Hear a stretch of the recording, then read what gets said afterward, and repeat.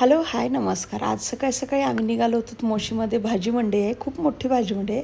तिथे भाजी घेण्यासाठी सकाळचे इथे वाजलेले 6:30 आणि सकाळचं ऊन बघू शकता तुम्ही किती म्हणजे भयंकर ऊन आहे. असं असतं की 10-12 वाजलेत की काय.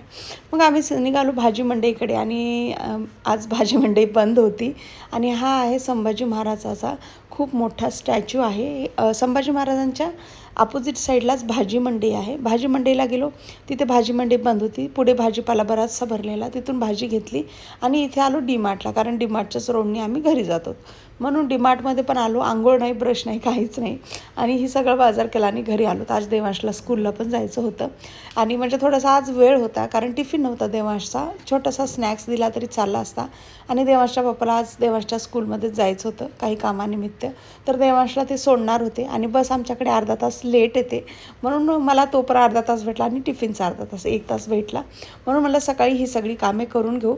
घरी आल्यानंतर सगळं सामान वगैरे किराणा लावून घेतला आणि 4-5 आयटम होते डीमार्टमधून घ्यायचे, पण आला किराणा एवढा. असंच होतं नेहमीप्रमाणे. आणि सकाळी मी नाश्त्यासाठी बनवला, डोसाचं बॅटर होतं, डोसा आणि चटणी बनवली आणि देवांशच्या टिफिनसाठी मी शेवयाचा उपमा बनवला. नंतर मग देवांश स्कूलला गेला आणि लंचसाठी आज होती सोयाबीनची सब्जी. भेटते नवीन शॉर्टमध्ये.